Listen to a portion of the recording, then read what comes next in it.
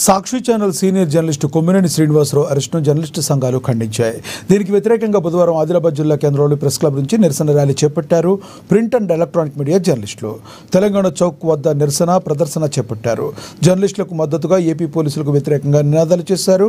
ఆంధ్రప్రదేశ్లో red book రాజ్యాంగం అమలులో ఉందని, అందులో భాగంగానే సాక్షి జర్నలిస్టుల అరెస్టులు, కార్యాలయాలపై దాడులు జరుగుతున్నాయని జర్నలిస్టులు చెప్పుకొచ్చారు. మీడియా స్వేచ్ఛను హరించే విధంగా ఉన్న ఏపీ పోలీసుల వ్యవహార శైలిని వారు తీవ్రంగా తప్పుపట్టారు. వెంటనే కేఎస్ఆర్పై పెట్టిన కేసులు కొట్టివేసి బేషరతుగా విడుదల చేయాలని వారు డిమాండ్ చేశారు. చట్ట ప్రకారంగా ముందుకెళ్ళాలి కానీ ఇలా ఆస్తుల ధ్వంసానికి పాల్పడడం, విలేకరులపై దాడులు చేయడం, ఆఫీసులపై దాడులు చేయడం అనేది సరైనది కాదు, సమర్థనీయం కూడా కాదు. మన ఇది జర్నలిస్టులపై దాడులు నిత్యాకృతంగా మారుతున్నాయి. ఏపీ ప్రభుత్వంలో గతంలో ఇంతకుముందు కూడా ఇలాంటి ఘటన చోటు చేసుకుంది. ఇంకా ఇది మరోసారి రిపీట్ కూడా అవుతుంది. ఇలాంటి చర్యలు పునరావృతం కాకుండా ప్రభుత్వాలు గట్టి చర్యలు తీసుకోవాలా. మా జర్నలిస్టులకు భద్రత కల్పించాలా.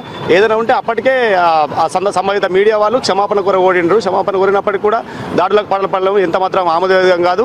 ఇలాంటి వాటిని పూర్తిగా నిరోధించాలా.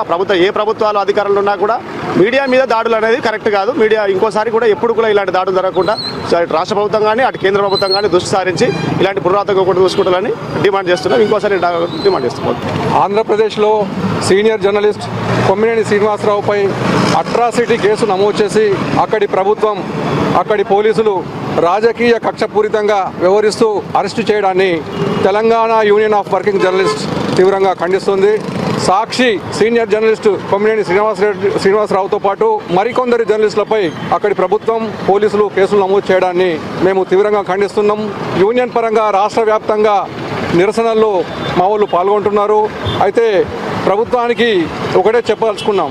ప్రభుత్వానికి ప్రజలకు మధ్య వారధిగా నిలుస్తున్నటువంటి జర్నలిస్టులపై రాజకీయ కక్ష, నీకు రాజకీయ కక్ష ఉంటే నువ్వు రాజకీయంగా తెలుసుకో, ఎన్నికల్లో తెలుసుకో.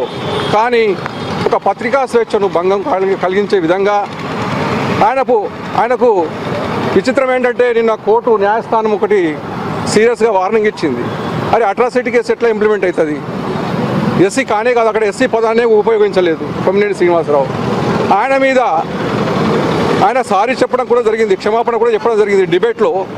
డిబేట్లో ఒక చర్చ జరుగుతున్నప్పుడు ఎస్సీ పదాన్ని కానీ ఎలాంటి అసభ్య పదజాలాన్ని వాడకుండా పాపం ఒక జర్నలిస్టును అరెస్ట్ చేయడం, పాశవికంగా అరెస్ట్ చేయడాన్ని అమానుషంగా మేము ఖండిస్తూ చట్ట ప్రకారంగా ముందుకెళ్ళాలి కానీ ఇలా ఆస్తుల ధ్వంసానికి పాల్పడడం, విలేకరులపై దాడులు చేయడం